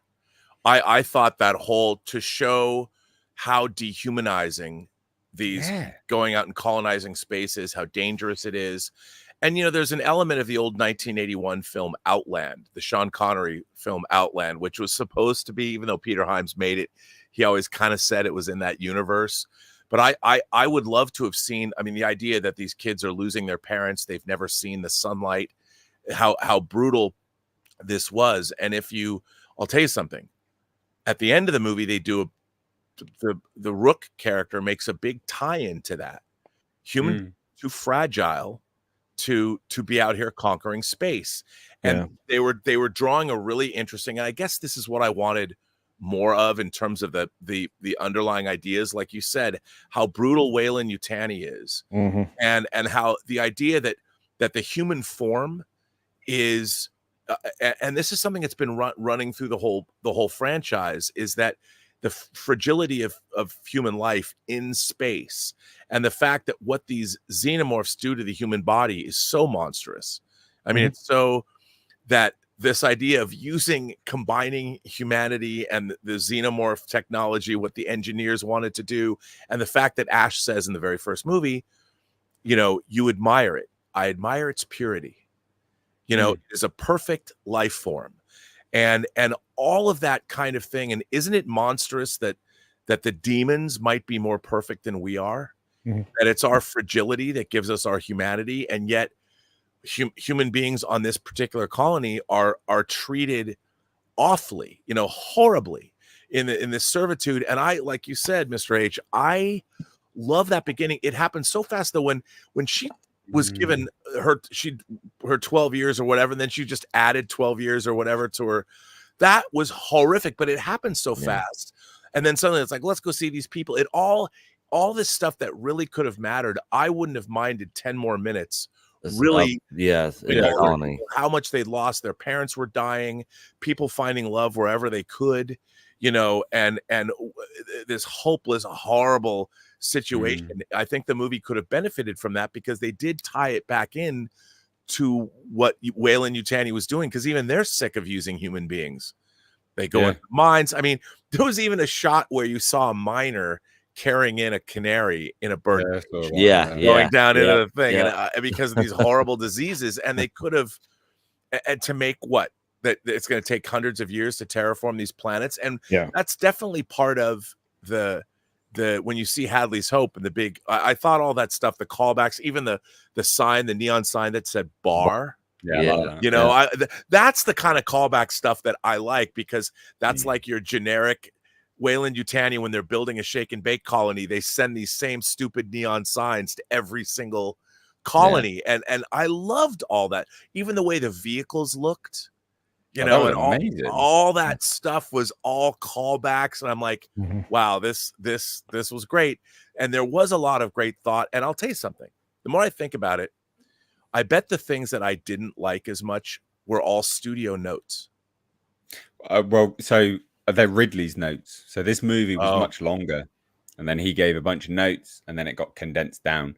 So I bet you anything it's his notes, because he can make a beautiful film, but his stories do lack these days. Yeah, I mean, what he's been doing is he shoots his movies and then he leaves, and he lets Pietro Scalia, his editor, put the films together. And he's not. I don't think that because he's got limited time left on the planet. I get it. I totally get it.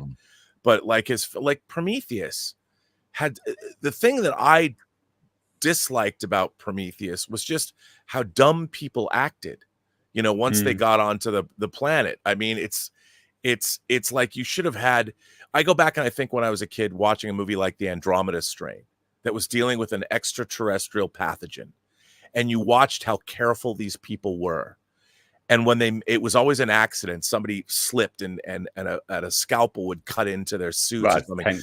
And you're like, oh my God. But when people are doing stupid things like grabbing alien, like I've never seen an alien snake before, let me hold it up.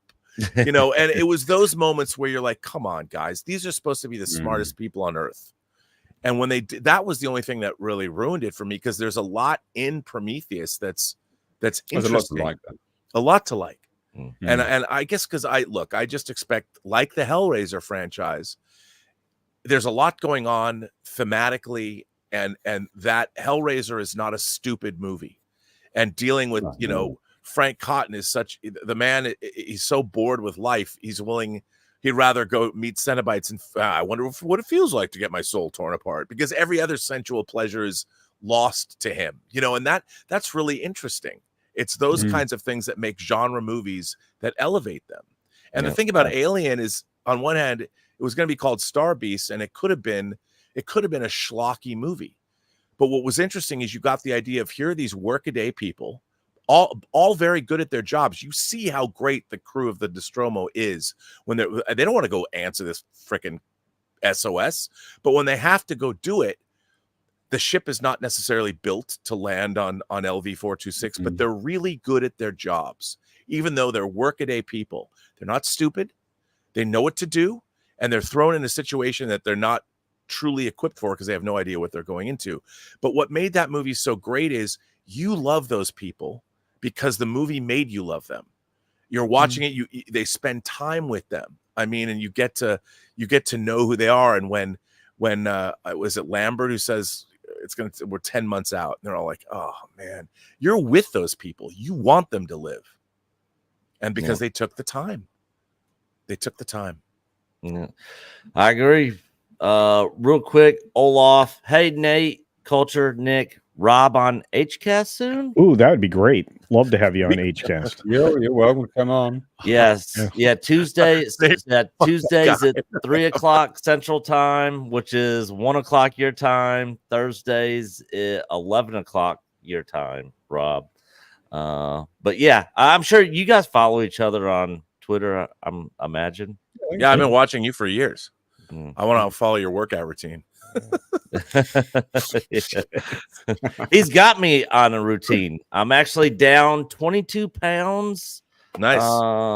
And I'm still doing it. If I could get down 50, I'd be back where I was in high school, which would be great. Yeah.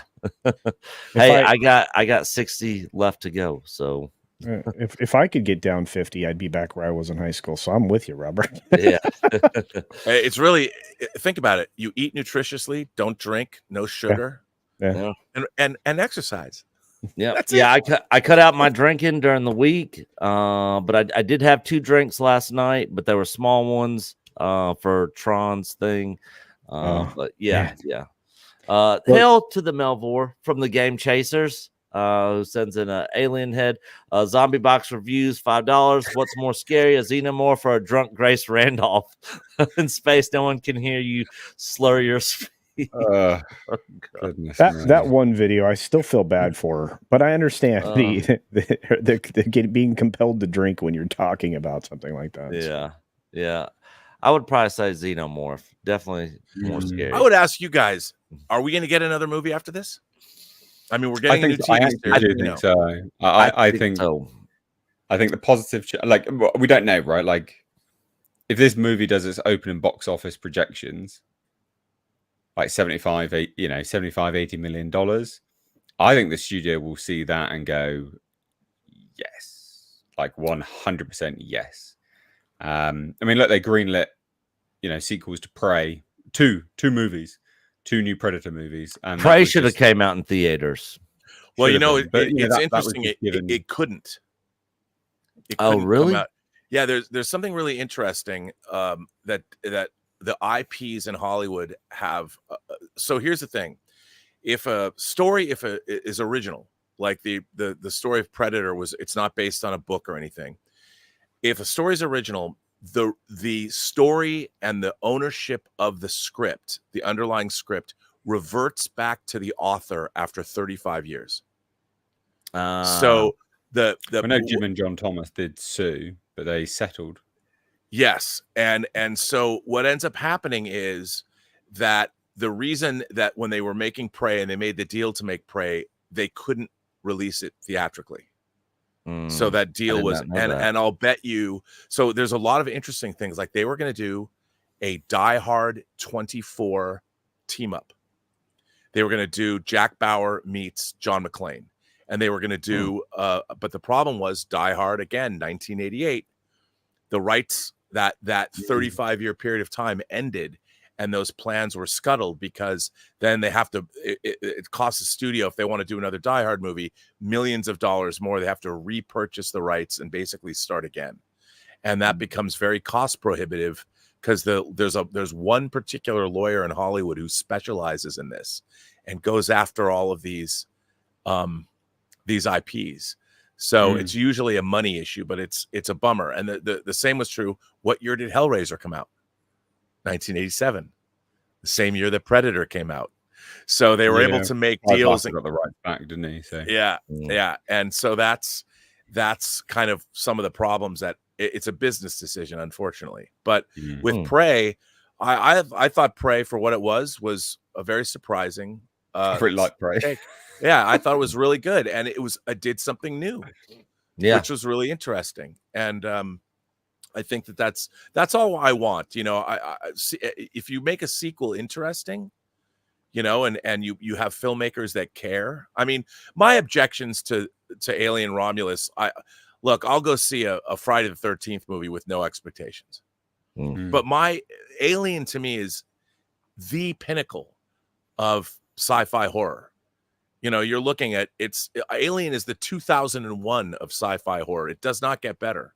And Aliens is another example of how to take that. So for me, I'm looking at this franchise. I'm like a father expecting his kid to go to Princeton and graduate with high honors. Yeah. Yeah. So we are going to wrap up here, but not before we get RMB's quick 3 edits you would make to Romulus to well, I'm with Mr. H. I would add another 10 minutes to the opening and really delve into the plight of these humans so you understand the motivation of why they're doing what they're doing.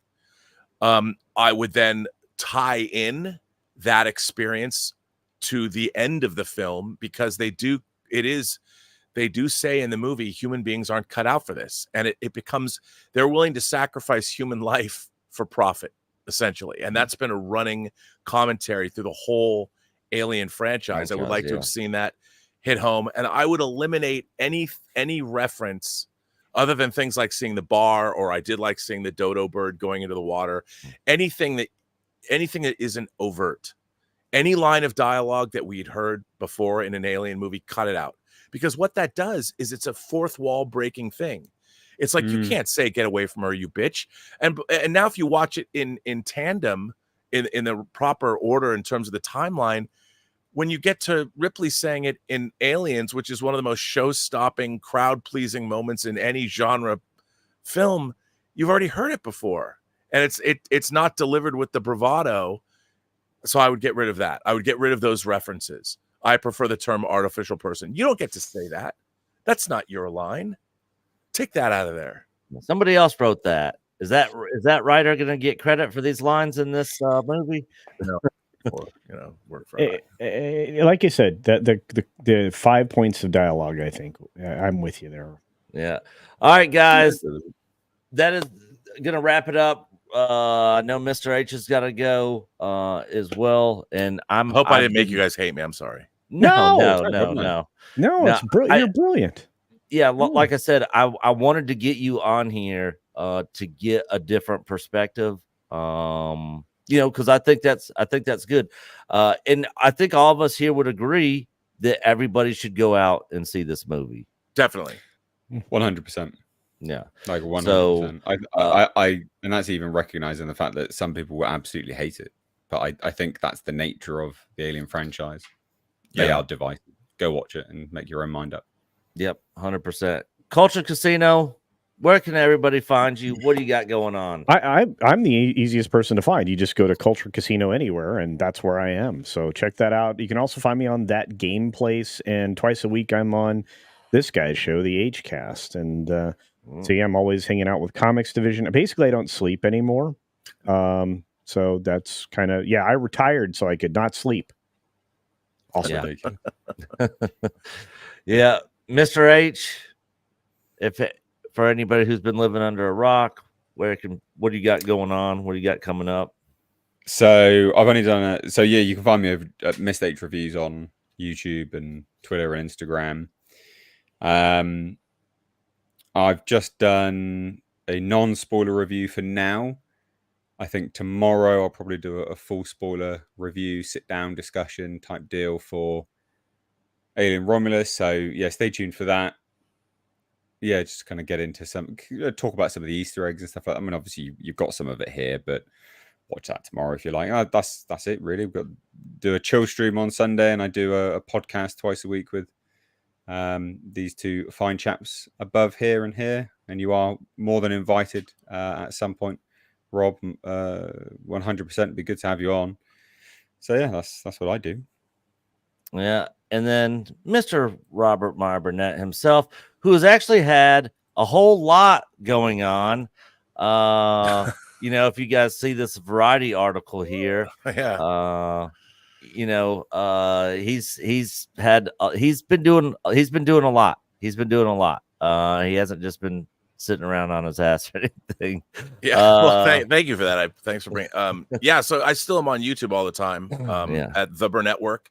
And it's funny because I feel like between Deadpool and Wolverine and now Alien Romulus, people are like, "You're such a hater," and you didn't like Deadpool Wolverine either. I didn't love it. No. Yeah, and Mr. H didn't like it either. I think me and Culture actually liked it. But I did. I mean, look, I thought it was amusing, but you know what? I mean, between Days of Future Past and Logan, if you're watching Wolverine stories, those films, the two of them gave you anything. I mean, I just thought Deadpool and Wolverine was a joke. I wanted more out of it because I thought the first Deadpool was so good. Yeah. It was a great, the first Deadpool is a great combination of that snarky fourth wall breaking stuff, but it has it has a great romance. It's a great superhero movie. It's a great, a man becomes a monster story. And it well balanced. It well balanced, so good. And it's a legitimately great film, but but anyway, you can find me on my YouTube channel saying these kinds of things. And obviously my hatred of modern Star Trek. But that doesn't mean I don't love things too. And then of course, right now, my new company and what I'm doing now is I'm producing a 10-chapter, very star-studded audio drama that has people like Katie Sackhoff in it, that is based on a novel called True Detective from Max Allan Collins. And it's set in 1932 and 1933 and is, in a way, it's kind of a sequel to both The Untouchables and Road to Perdition. And it's about a lot of real historical figures and a real story where the mayor of Chicago in 1932 was actually assassinated in real life. This really happened. And so this mystery is both fictional, and then it deals with the real events surrounding all that, and Al Capone and Frank Nitti and the Chicago mobs and the end of Prohibition and the gangland, shifting sands of the gangland criminal empire. And it's full of all these actors that you will recognize. And we're trying to raise a little bit of money on Kickstarter now, but it's really only to pre-buy the series. You can buy all 10 episodes in various forms. So if you go over to Kickstarter and look up True Noir, you can get it, and it should be done.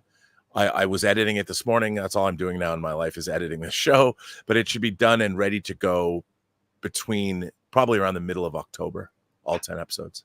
Nice. Looking forward to it. Absolutely looking forward to it. I want to thank each and every one of you guys for being here. Thank you to everybody out there in the chat, everybody that sent in super chats. And that is going to do it for this episode, EBN Cast. Me and Coach will be back next Thursday. We'll try to get some videos out, this weekend with him going back to work and all the crazy stuff I got going on. It's been hard, but stay tuned, and we will see you guys next week. Bye, guys. Peace.